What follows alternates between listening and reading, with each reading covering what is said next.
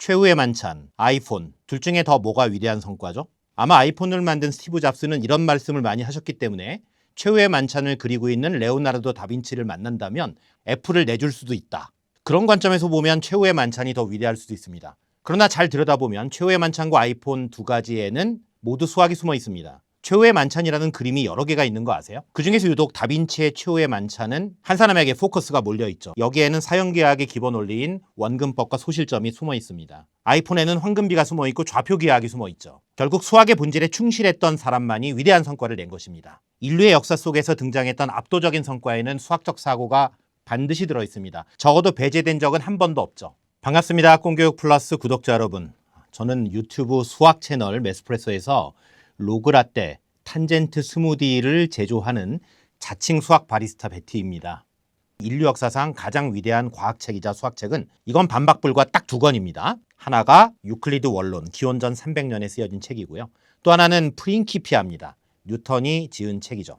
이거 말고도 위대한 과학책 많잖아요. 물론 많죠. 그러다 우리는 유클리드 원론과 프린키피아가 쓰여진 서술 방식에 주목할 필요가 있습니다. 여기에는 다른 책들과 다르게 공리라는 게 등장하는데요. 유클리드 원론은 공리가 딱 10개가 나옵니다. 그리고 수학 전체를 공리 10개만 가지고 서술을 하고 있죠. 그래서 수학자, 과학자들이 어린 시절에 유클리드 원론을 접하고 수학이 이런 거야? 뭐 이런 미친 책이 다 있지? 해서 수학에 빠져서 나중에 수학자, 과학자로 성장하는 기반이 됩니다. 뉴턴이 그랬고 버트런드 러셀, 아인슈타인이 그리고 링컨 대통령도 심지어 그러했죠. 그럼 도대체 이 공리라는 게 뭐냐? 그냥 10개만 믿으면 수학이 다 된다는 겁니다. 예를 들어서 A는 B예요. 이 등식의 양변에 C를 더하게 되면 A 더하기 C는 B 더하기 C. 당연한 거죠. 수학은 이렇게 등식의 양변에 같은 숫자를 더하거나 빼거나 곱하거나 나누어도 물론 0으로 나누는 걸 제외했을 때 등식이 유지가 됩니다. 근데 여러분 잘 생각해 보시면 1차 방정식 2x 더하기 3은 0을 풀 때요.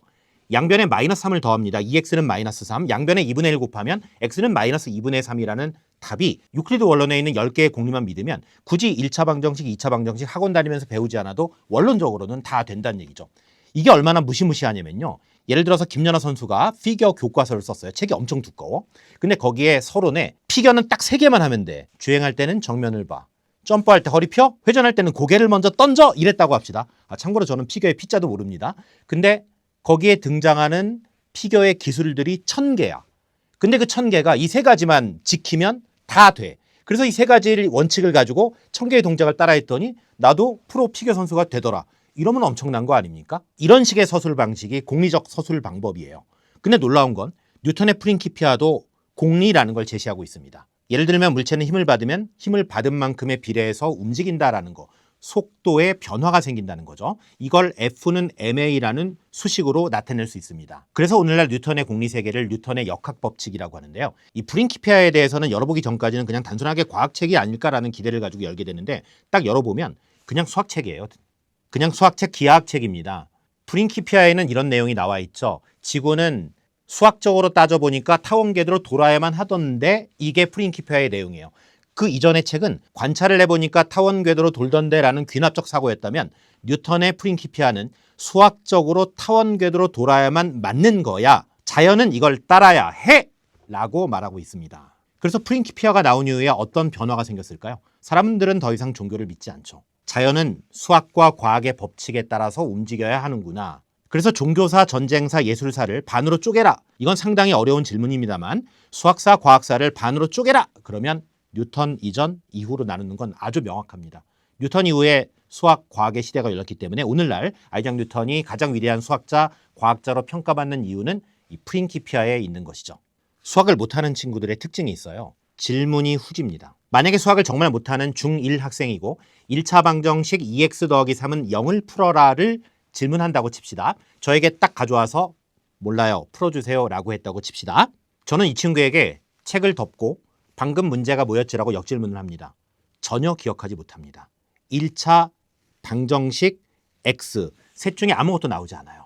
이 친구는 그냥 모르겠으니까 풀어달라고 해서 제가 푸는 걸 보고 따라 풀 생각이었던 거죠. 문제가 뭐였는지, 무엇을 구하는지도 관심이 없는 상태에서는 이 문제를 맞출 수가 없죠. 이럴 때 저는 방정식이 뭐지? 무엇을 구하는 거지? 라고 묻고 돌려보냅니다. 그럼 그 친구가 다시 또 한 번 질문을 해요. 하지만 저는 아까 유클리드 원론에서 이야기했던 공리, 등식의 양변에 똑같은 연산을 해도 등식은 변하지 않는다만 알려주고 또 보냅니다. 이 친구가 몇 번 만져보더니 답이 나오죠. 이와 같이 답을 내는 과정은 질문을 다듬는 과정입니다. 아까 과학사를 둘로 쪼갠 사람이 누구라고요? 예, 아이작 뉴턴입니다. 뉴턴 시절에도 코로나 같은 게 있었죠. 그 시절에 페스트가 런던에 퍼지면서 케임브리지 대학 펠로우였던 뉴턴은 강제 휴학을 당하게 됩니다. 대부분 과학사는 이런 순간의 명장면을 만들어내죠. 뉴턴은 고향인 울즈소프 뒷동산에서 사색과 관찰의 시간을 보내면서 떨어지는 사과를 보고 다음과 같은 질문을 했다고 합니다. 사과는 왜 떨어지지? 이건 오스트랄로피테쿠스도 했을 것 같은 질문 아닙니까? 뉴턴의 질문은 사과는 떨어지는데 달은 왜 안 떨어지지? 라는 질문이었다고 해요. 그런데 우리가 뉴턴을 수학과학의 절대자처럼 생각하듯이 뉴턴 시절에도 여기에 대한 답을 제시했던 절대자가 있었습니다. 아리스토텔레스였죠. 그는 이렇게 말했습니다. 사과는 지상에 있으니 안 떨어지고 달은 천상에 있으니 떨어지지 않는 거야.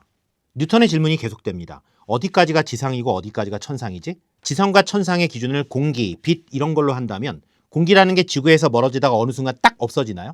빛이라는 게 지구에서 멀어지다가 어느 순간 딱 없어지나요? 사실은 지상과 천상의 명확한 구분 기준은 없죠. 여기에서 뉴턴의 질문이 이렇게 바뀝니다. 혹시 사과도 떨어지는 거 아니야? 혹시 달도 떨어지는 거 아니야? 떨어진다는 건 뭐지? 당기는 거지. 아, 사과와 지구가 당기듯이 달과 지구도 당기는구나 라는 걸 알게 되죠. 이렇게 탄생한 법칙이 만물은 서로를 끌어당긴다. 만유인력의 법칙인 것입니다. 뉴턴이 했던 위대한 일은 질문을 다듬었던 거예요. 뉴턴과 함께 미적분을 창시했던 라이프니츠 이야기로 잠깐 가겠습니다. 라이프니츠는 30년 전쟁의 끝자락에 태어납니다. 이 전쟁은 어찌 보면 최초의 국제전쟁으로 평가받는 유럽을 폐허로 만든 전쟁이었죠.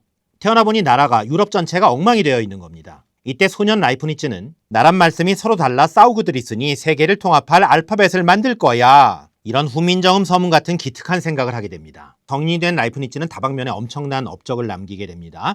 철학에서는 모나드론으로 근대 철학 합리론의 3대 거장 중 한 명이고요. 4층 연산이 가능한 계산기를 만들기도 했죠.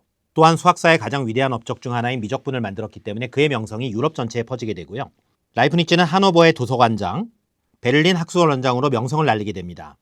이때 그에게 엄청난 계기가 오죠. 선교사를 통해 중국의 주역을 접하게 됩니다. 아하! 알파벳 찾았다!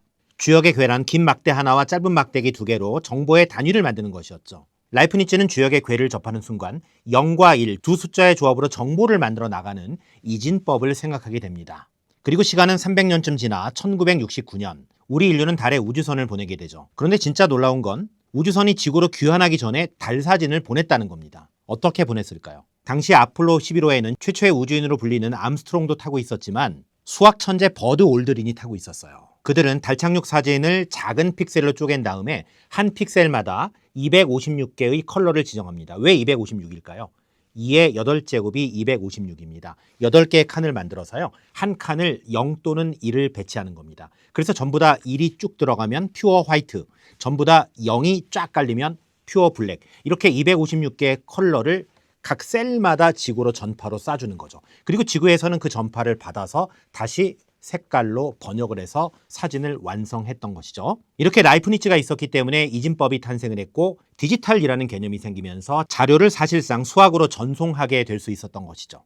뿐만 아니라 오늘날 컴퓨터의 알고리즘은 몇 진법으로 작동한다? 이진법으로 작동하죠. 전기신호 온, 오프 2개를 가지고 컴퓨터는 모든 의미 전달을 다 해낼 수 있습니다. 라이프니츠가 이진법을 생각했던 덕분이고 어린 시절에 훈민정음 서문 같은 생각을 했기 때문이죠. 저는 안타깝게도 제가 어렸을 때 좋아했던 뮤지션들이 비틀즈, 퀸 이런 분들이에요. 이분들의 영상을 지금 보면 약간 빛바랜 영상이죠. 그런데 요즘 친구들은 몇십 년 후, 아니 몇천 년 후에도 블랙핑크의 영상을 생생하게 볼 수 있을 겁니다. 디지털의 힘이죠. 라이프니츠 덕분입니다. 또 다른 분을 만나보죠. 앨런 튜링. 노벨상은 다들 아실 거고 수학의 노벨상은 보통 필즈 메달을 이야기하죠. 컴퓨터 과학의 노벨상은 튜링상입니다. 그만큼 앨런 튜링은 오늘날 컴퓨터와 인공지능의 아버지로 평가를 받고 있죠. 2차 대전 당시 미국 프린스턴 연구소에서 연구하고 있던 앨런 튜링은 고국이었던 영국이 전쟁에서 불리해지자 블래칠리 파크라고 하는 암호 정보 기관으로 가죠. 여기에서 그는 난공불락의 독일군 암호 애니그마를 컴퓨터와 확률을 이용해서 해독해냅니다. 그래서 앨런 튜링은 컴퓨터 과학의 아버지이기도 하지만 처칠보다 루즈벨트보다 위대한 2차 대전의 진짜 영웅으로 평가받고 있죠. 그런데 컴퓨터로 암호를 해독했다는 건 어느 정도 알겠어요. 도대체 확률적으로 해독했다는 말이 뭘까요? 여기에 빈칸이 있습니다. 이 빈칸에는 26개의 알파벳 중 어느 하나를 랜덤으로 집어넣습니다. 이때 이 알파벳이 R일 확률은 얼마죠? 당연히 26분의 1입니다. 그런데 빈칸 앞에 2가 있다 라고 할 때 R이 나올 확률은 얼마죠? 영어 단어에서 2하고 R이 같이 나오는 경우가 매우 많아요. Very hamburger lover. 이와 같이 암호를 풀 때 각 칸에 들어갈 알파벳이 항상 26분의 1은 아닌 거죠. 문장의 구조에 따라서 앞 단어에 따라서 확률은 매번 달라지는 것입니다. 혹시 넷플릭스 보시나요? 여러분의 넷플릭스 초기 화면과 제 초기 화면은 매우 다를 수 있습니다. 만약에 30대의 어떤 여성이 매번 로코만 맞다고 칩시다.